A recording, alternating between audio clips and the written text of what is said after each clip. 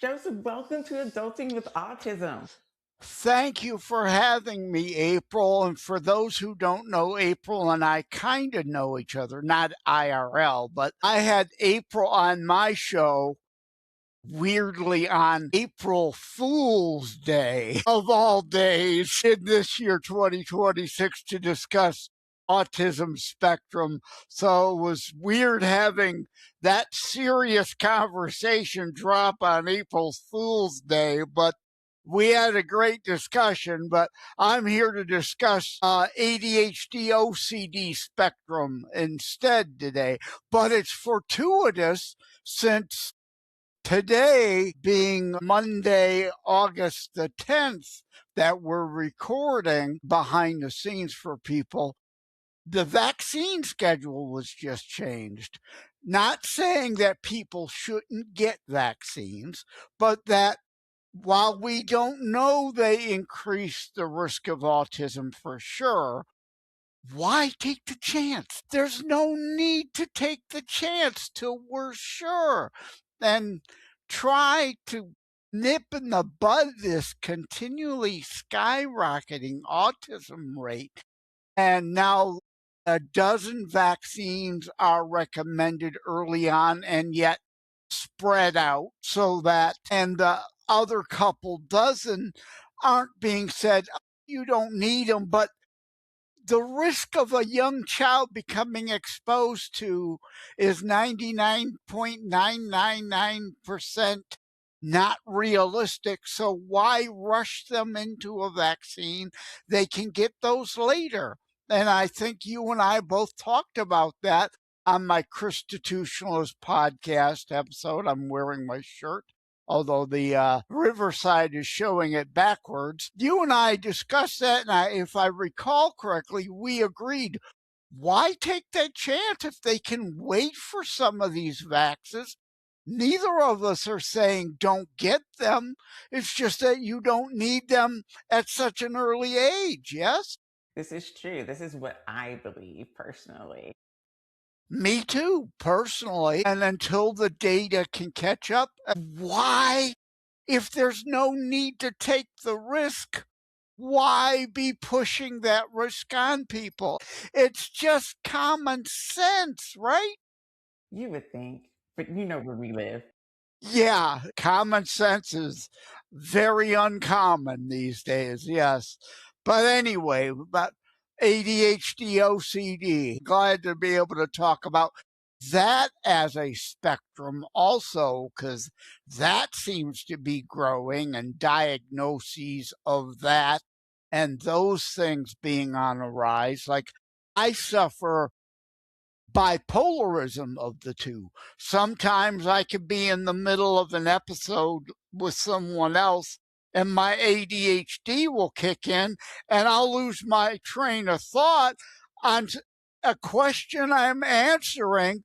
And other times I know I'm going too long on this answer because my OCD is kicking in and I'm obsessing about what otherwise would be a simple answer. What do usually people get wrong about OCD and ADHD? Well, just that the two are mutually exclusive. They're not. They can go together at times. In someone like me, that they are bipolar in that way can really be extra nerve-wracking because, at times both can appear almost at the same time. 1 minute you'll be obsessing, trying to get to sleep, but your mind won't shut off, which led to other health issues with me. I'm on disability. I got a whole host of problems, anxiety and stress because of the ADHD, OCD. I have trouble sleeping because I have that OCD. And another part of the problem is people hear OCD, they think Howie Mandel and germophobia. I just released a recent book, Roller Coasters, The Life Kind, where character Rick suffers from OCD, so I could address that very issue. It's not just germophobia, it's indeed obtrusive compulsive disorder thoughts that won't let you be. Like, I'll be in the middle of trying to go to sleep, but my brain will obsess about an issue that's not important right now. I can put it off to another day, but my brain won't let me. But then in the middle of obsessing about that, the ADHD might kick in and make me start to obsess about something else. And it becomes such a cycle that, you know, and you can't live unless if you're someone miraculously like Trump. I so envy him in that, like him, hate him, whatever. I'm not talking about his presidency. I'm just talking about him as a person and as someone who gets by on so little sleep. I wish that were the case, because I have chronic fatigue immune dysfunction syndrome as one of my many issues. So I need 8, 10, 12. Every once in a while, I need 16 hours sleep or I can't function. So you've even written songs about it. Yes, I have a whole playlist. Thank you. Yeah, I've got a Christian playlist. I've got a parody songs playlist. But yes, I've got an ADHD/OCD playlist with like a half dozen, I don't know, it might be up to a dozen songs now on Suno, tinyurl.com/JLD. That stands for Joseph Leonard Detroit. J Leonard Detroit is my social media handle across most platforms. And yeah, I've got one song about the obsessive nights called Wired. And it's this, spastic thrash metal techno mashup that's, it's like, because that's the point. That's your brain screaming at you, not shutting up, not letting go, not letting you have any peace. And in the song, I say, I pray for a moment's peace. So, yeah, I'm trying to bring ADHD, OCD awareness, as why I had you on the autism spectrum awareness need. So has ADHD and OCD helped in your writing and podcasting? Now, that's a good question. Right. It's not all negative. Indeed, if you're an employer, you almost kind of like somebody that has OCD because you want them to be able to focus on a problem and get that problem solved, not let go of that problem till it's solved. So at times, yeah, in my IT career, it was beneficial to me.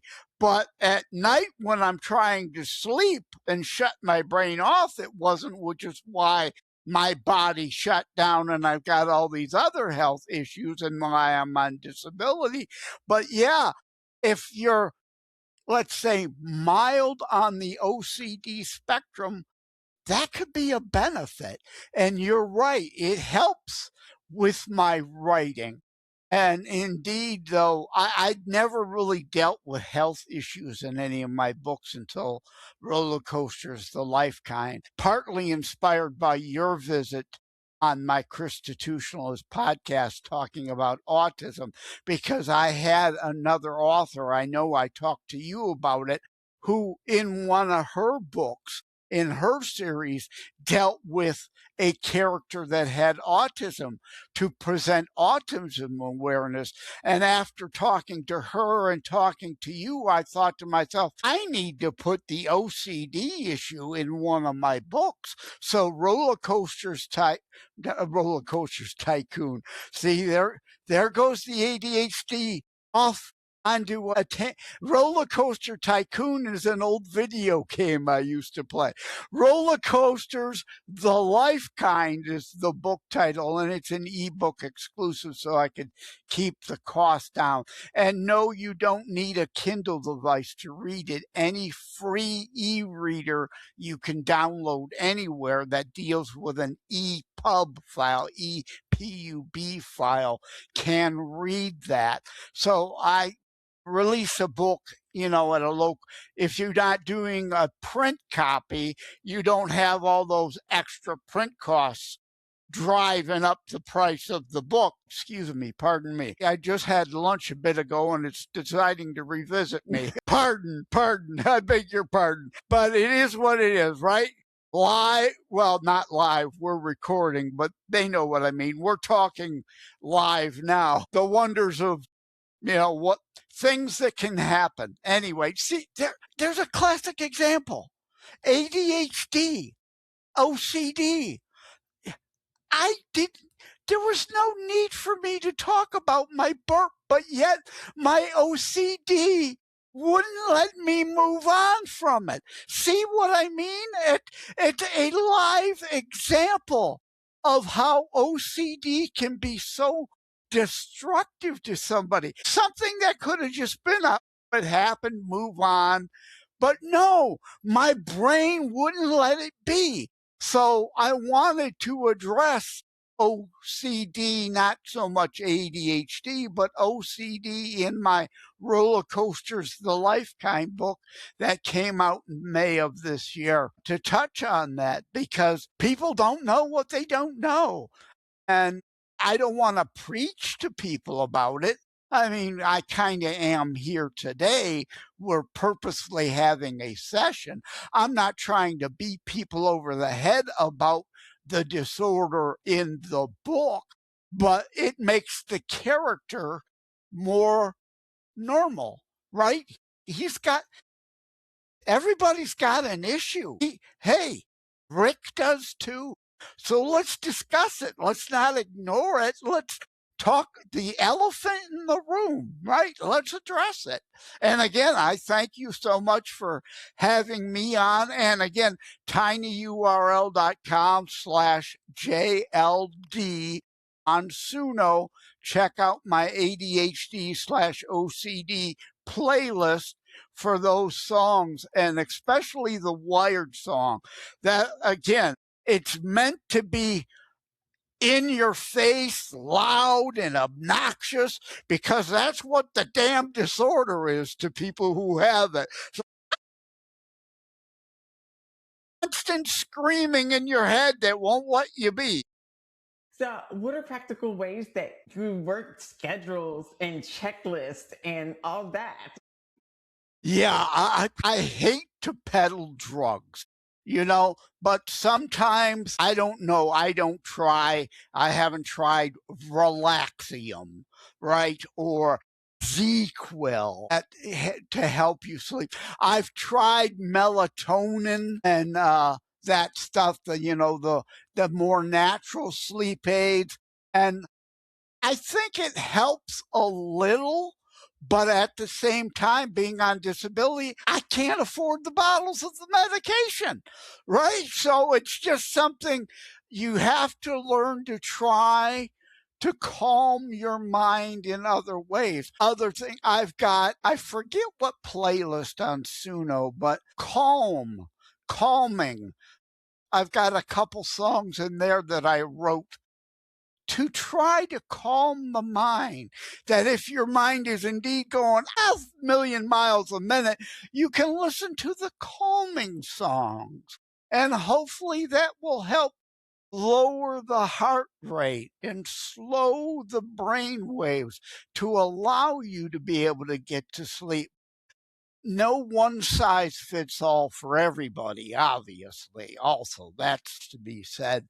So, and it doesn't always even work for me, even though I'm recommending you do that. Right? So I'm not here as an expert. I'm here as a sufferer, suffering with everybody else and just trying to raise awareness. Hopefully one day they'll find a cure, as they say, but I doubt anytime soon. So, what boundaries have been non negotiable for you, especially around your sleep, your stress, internet? Yeah, well, I've got a couple songs about that with online in the title or social media in the title. Indeed, all this obsession we've all had, the dopamine hit that we'll end up getting, and whether it's subconscious pulling us back in to be on social media all the time, chasing the likes, even though there's no real value behind any of that other than the minor dopamine hit that doesn't last, isn't of a lasting value. So I've got songs on that too. So I try to calm myself down and shut myself off of social media as bedtime draws closer, to again try to slow down the brain and not, but I still find myself, the OCD has got me back up, grabbing the keyboard. Post, post, post. But yeah, that is mind over matter, I guess we're talking about here, right? And even like melatonin, placebo effect. If it can help even as a placebo, that's a good thing if you can afford it. So you just got to find what may help you at least some of the time, but not likely going to help you all of the time. What do you do when you realize your brain is spiraling or doom scrolling? That's one of my songs, Doom Scrolling. Now that you say that, yeah, indeed, that's one of my songs on Suno, Doom Scrolling. You've just got to train yourself the best you can to recognize you're in the doom scroll spiral and the need to exit it. And I know that is easier said than done. Again, it doesn't always work for me. Even at times, I may recognize it's happening, but yet there I am typing away. I can't stop. I can't let it go because my OCD brain just won't let me stop posting. And in one of my songs, one of my songs is Gone Too Far. And in the song, I apologize. I apologize. At times I know maybe I've gone too far, said something I shouldn't have, but it's not the devil that made me do it. It's my OCD made me do it. I know I should be adopting a quieter, a kinder, gentler tone, but yet the OCD is pushing, pushing, pushing, pushing like the devil on the shoulder. Spit and spew fire, more controversy means more dopamine hits. And it's not healthy. Okay, where can people find you, your podcast, your books?